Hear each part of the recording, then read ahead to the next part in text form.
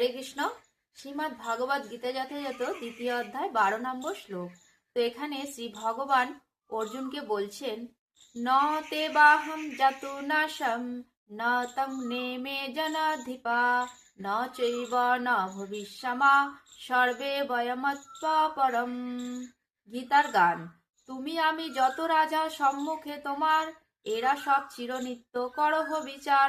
পূর্বে এরা নাহি ছিল, পরে না থাকিবে, মূর্খের বিচার এই নিশ্চয় জানিবে।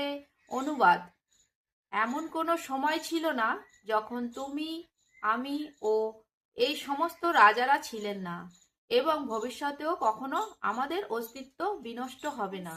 এখন ছিল প্রভুপাদের তাৎপর্য পড়ব।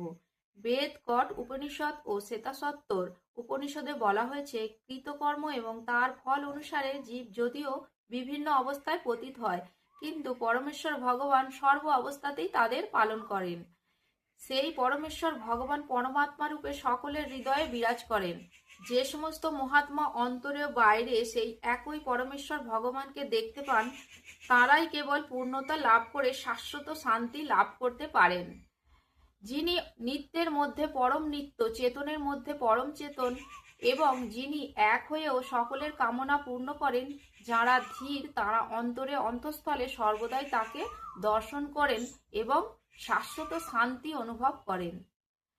কিন্তু যারা তার ভজন করে না, তারা কখনোই তা লাভ করতে পারে না। ভগবান স্পষ্টভাবে বলেছেন, তিনি অর্জুন ও সেই যুদ্ধক্ষেত্রে সমবেত সমস্ত রাজারা সকলে শাশ্বত স্বতন্ত্র জীব, এবং ভগবান সমস্ত জীবকে তাদের বদ্ধ ও মুক্ত উভয় অবস্থাতেই প্রতিপালন করেন। পরমেশ্বর ভগবান হচ্ছেন পরম স্বতন্ত্র পুরুষ এবং ভগবানের নিত্য পার্শ্বদ অর্জুন, এবং সেখানে সমবেত সমস্ত রাজারা হচ্ছেন স্বতন্ত্র শাশ্বত ব্যক্তি। এমন নয় যে পূর্বে তারা ছিলেন না এবং ভবিষ্যতে থাকবেন না। তাদের ব্যক্তি স্বাতন্ত্র পূর্বে বর্তমান ছিল এবং ভবিষ্যতেও নিরবচ্ছিন্নভাবে বর্তমান থাকবে। তাই কারোর জন্য শোক করা নিতান্তই নিরর্থক। ভগবত ভক্তিহীন মানুষের ভগবদ গীতা পাঠ করা মৌমাছির মধুর বোতল চাটার মতোই নিরর্থক। বোতল না খুললে যেমন মধুর স্বাদ পাওয়া যায় না, তেমনই ভগবানের ভক্ত না হলে ভগবদ গীতার অন্তর্নিহিত তত্ত্ব উপলব্ধি করা যায় না। এই কথা 4th অধ্যায়ে বলা হয়েছে। ভগবানের অস্তিত্বে যে অবিশ্বাস করে, তার পক্ষে ভগবদ গীতা স্পর্শ করাও সম্ভব নয়।